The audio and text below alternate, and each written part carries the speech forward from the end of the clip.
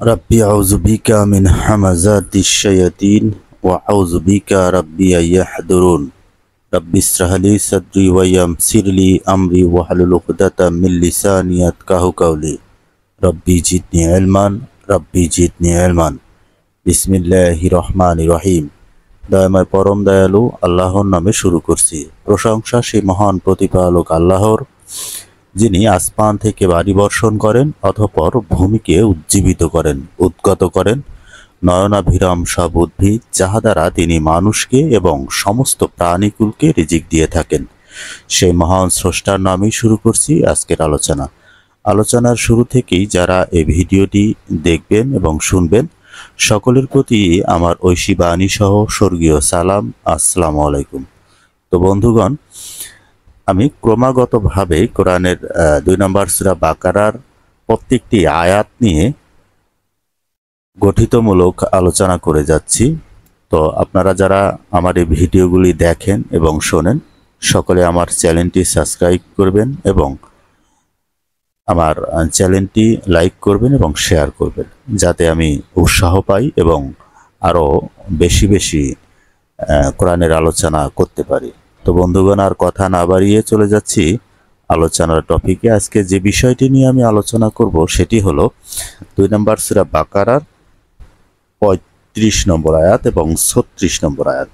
এখানে আল্লাহ আদম আলাইহিস সালামের উপর কিছু আদেশ করলেন, সেই কথা এখানে উল্লেখ করা হয়েছে। তা আমি আয়াতটি পড়ে নিচ্ছি। এবং আমি বলিলাম, অর্থাৎ আল্লাহ আদমকে বললেন যে তুমি এবং তোমার স্ত্রী জান্নাতে বসবাস করো, কিন্তু ওই বৃক্ষের নিকটবর্তী হইও না, হইলে তোমরা অন্যায়কারীদের অন্তর্ভুক্ত হইবে। অর্থাৎ এখানে আল্লাহ আদমকে বলল, হে আদম, তুমি এবং তোমার স্ত্রী জান্নাতে বসবাস করো, তুমি এবং তোমার স্ত্রী জান্নাতে বসবাস করো, যেথা ইচ্ছা স্বাচ্ছন্দ্যে হার করো। তার মানে জান্নাতে তাদের কোনো বাধা বিপত্তি নেই, তারা স্বাচ্ছন্দ্যে ঘুরতে পারবে, বসতে পারবে, দাঁড়াইতে পারবে এবং তারা শুয়েও রেস্ট করতে পারবে, কোনো সমস্যা নেই। তার স্ত্রী সহ থাকবে, তারা তাদের যে মনোকামনা মনোবাসনা এগুলো তারা চরিতার্থ করতে পারবে, এতে তাদের কোনো সমস্যা তৈরি হবে না।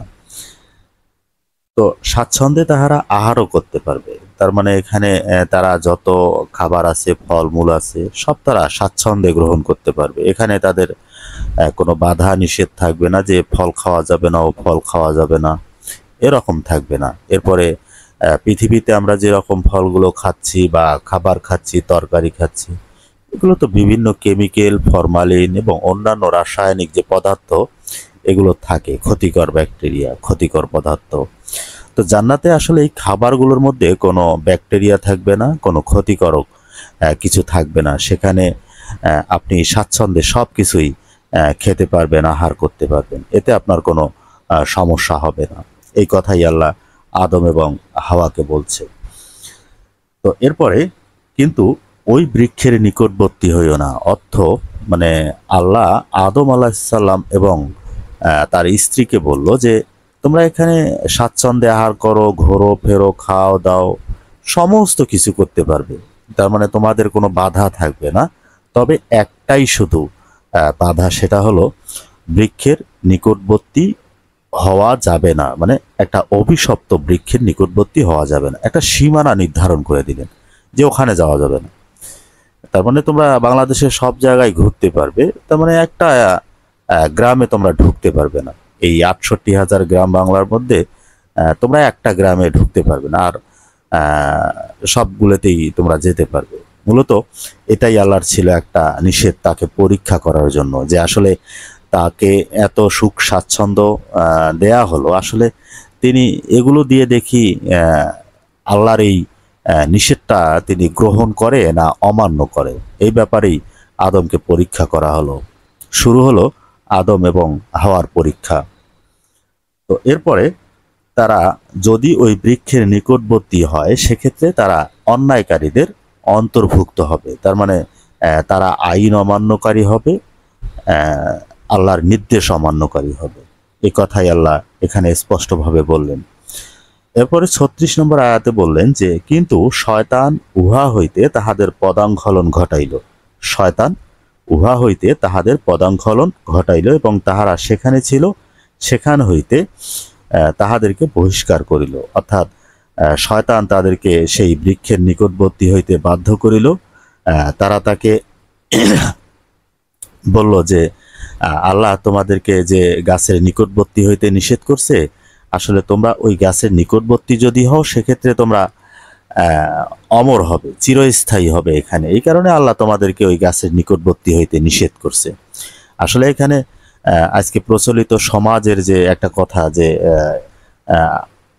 তার স্ত্রীকে হাওয়াকে মানে মহিলা মানুষকে এই ওয়াসওয়াসা শয়তান আসলে প্রথমে দেওয়া হয়েছিল, এই কারণে আজকে মহিলা মানুষকে তারা শয়তান উপাধি দেয়। আসলে এখানে আদমকেই মূলত এই নির্দেশনা দেওয়া হয়েছিল, আদমকেই শয়তান এই প্রতারণার ফাঁদে ফেলেছে, এখানে তার স্ত্রী নয়। কিন্তু তারা দুজনে পরামর্শ করছিল যে আসলে তিনি তো সত্য কথাই বলছেন, আল্লাহ হয়তো বা সব কিছুই এত সহজ করে দিলেন, কিন্তু এই আইনটা তিনি দিলেন কেন আমাদের উপরে? আসলে মনে হয় ইনি আসলে আমাদেরকে ভালো বলছেন, সত্য বলছেন। তার মানে এই শয়তানের যে পোশাক আশাক, সুরত, রূপ ধারণ, এগুলো দেখে তারা মোহিত হয়ে যায়। আজকে বর্তমান সমাজে যেরকম আমরা বিভিন্ন ধরনের কার্যক্রম, শয়তানি যে কারবারগুলো, এগুলো দেখে কিন্তু মোহিত হই।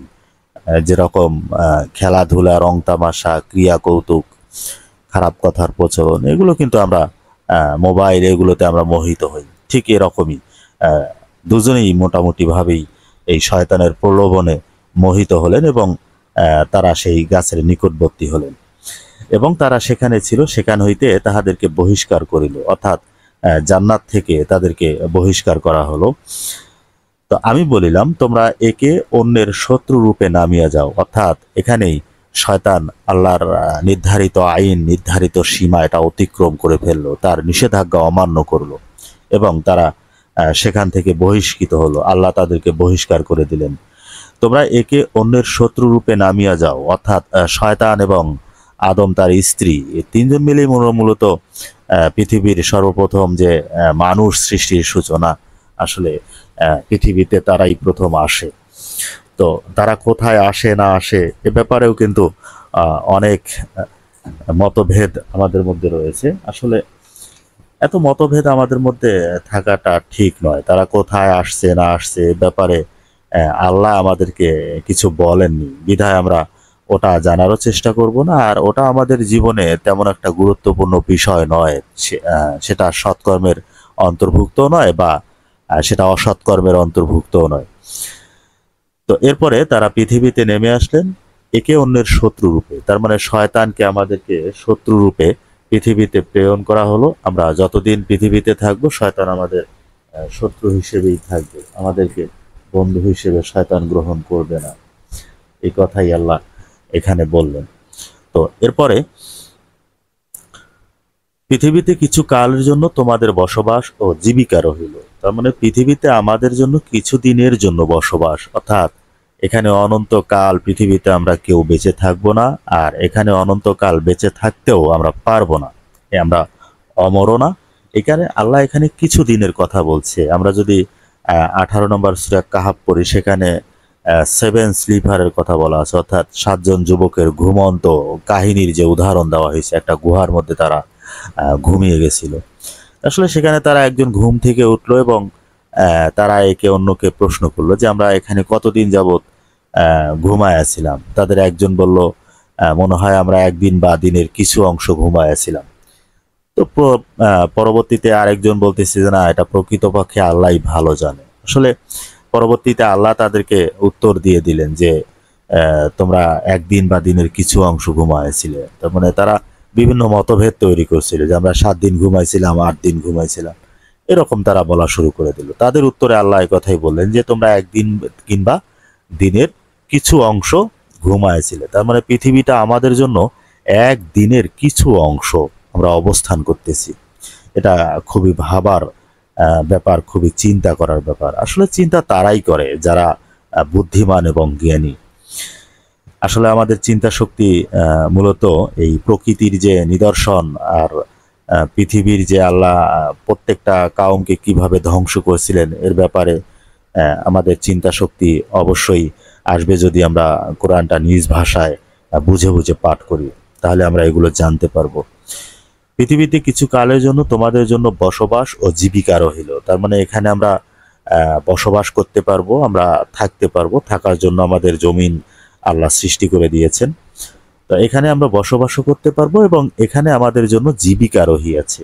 মানে আমরা এখানে কি খাবো না খাবো এ ব্যাপারেও আল্লাহ মূলত আগেই ব্যবস্থা করে রেখেছেন, যেটা 11 নম্বর সূরা 6 নম্বর সূরা হুদের 11 নম্বর সূরা হুদের 6 নম্বর আয়াতে আল্লাহ উল্লেখ করেছেন যে আসমান এবং জমিনে সমস্ত প্রাণীকুলের রিজিকের দায়িত্ব একমাত্র আল্লাহরই। তারা কোথায় কি অবস্থায় কোনখানে কতজন আছে এ ব্যাপারেও আল্লাহ সবকিছু জানে, বিধায় তিনি খাদ্য দিতে সক্ষম।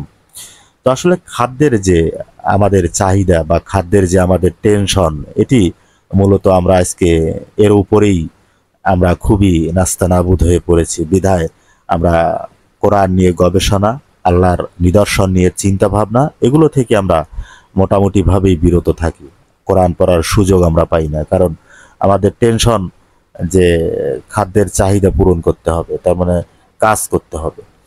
আর এই কাজের চাপেই মূলত আমরা সব কিছুই আজকে ছেড়ে দিচ্ছি, আমরা জীবনে সফল হওয়ার জন্য চেষ্টা করছি। আসলে পৃথিবীতে দেখেন যে অর্থ সম্পদের যে প্রাচুর্য প্রতিযোগিতায় আমরা নেমেছি, এখানে আসলে মূলত সফলতা নেই। এই কারণে আল্লাহ 102 নম্বর সূরা তাকাসুরের মধ্যে এই কথাই বলছে যে আল্লাহাকুমুত তাকাসুর, ধন সম্পদের প্রাচুর্য তোমাদেরকে মোহচ্ছন্ন রাখে। এই মোহচ্ছন্ন তোমাদের তখনই কাটবে যখন তোমরা কবরে উপনীত হবে। তার মানে এই ধন সম্পদের প্রাচুর্য, এই প্রতিযোগিতায় আজকে আমরা মোহচ্ছন্ন। এই কারণেই আমরা কোরআন পড়ছি না, কোরআন বোঝার চেষ্টা করছি না। যে যা বলছে আমরা মূলত সেটা নিয়েই আমরা উৎফুল্ল মনে করতেছি যে তারাই সবচেয়ে জ্ঞানী, আর তিনি যেটা বলতেছেন এটাই সত্য। তার মানে কোরআনের চেয়ে তাদের কথাই আজকে আমরা গুরুত্ব বেশি দিচ্ছি। আসলে আমরা কোরআনটা নিজেরা পড়ছিও না, নিজেরা বোঝার চেষ্টাও করতেছি না। এই কারণেই আল্লাহ আমাদেরকে অনেক আয়াতে উদাহরণ দিয়েছেন যে অবশ্যই তোমাদের চোখ, কান এবং অন্তঃকরণ সম্বন্ধে আল্লাহ কৈফিয়ত তলব করবে। এরপরে রিজিকের যে ব্যবস্থা, আসলে মূলত এই প্রসঙ্গ। তো রিজিক দেখেন যে পৃথিবীতে আমরা জানি যে 3 ভাগ জল, 1 ভাগ স্থল। এই 1 ভাগ স্থলে যত প্রাণী থাকে তার চেয়ে 3 গুণ প্রাণী কিন্তু জলের মধ্যেই থাকে। তো আসলে এই জলের মধ্যে সবচেয়ে বড় প্রাণী, এটার নাম হলো তিমি মাছ। তিমি মাছ বললে অবশ্যই ভুল হবে, কারণ তিমি কোনো মাছ নয়, এটা স্তন্যপায়ী প্রাণী। তিমি এবং ডলফিন এই দুটো আসলে মাছ নয়। মাছের যে যতগুলো বৈশিষ্ট্য থাকার কথা, তিমি এবং ডলফিনের মধ্যে এগুলোর একটাও অনেক মিল নেই। তো সেই ক্ষেত্রে এই তিমি মাছের যে ওজন বা আয়তন, তার যে খাদ্যের তালিকা, এটা আসলে ব্যাপক ধরনের। তো চলুন আমরা দেখি আসলে তিমি মাছের যে আয়তন বা এনার খাদ্য তালিকা কিরকম। তো একটি তিমি মাছ গড়ে প্রায় লম্বা বা চওড়ায় প্রায় 100 ফুট 105 ফুটের মতো হয়ে থাকে। তার মানে অনেক বিশাল বড়, 100 ফুট একটা জলজ প্রাণী। এরপরে তার ওজন প্রায় 4000 কেজির মতো হয়ে থাকে। তো এরপরে তিমি মাছের যে খাদ্য তালিকা, এটি মূলত তিমি মাছ সবচেয়ে বেশি যে খাবারটা খায় সেটি হলো সাগরের এক ধরনের চিংড়ি মাছ পাওয়া যায়, যেটা গ্রিল নামে উপাধি পায়। এই চিংড়ি মাছ মূলত তিনি একদিনেই, এক সন্ধ্যায় প্রায় একদিনেই তিনি যে চিংড়িগুলো খায়, যে খাবারটা খাচ্ছে, এটা মূলত 3 থেকে 4 টন।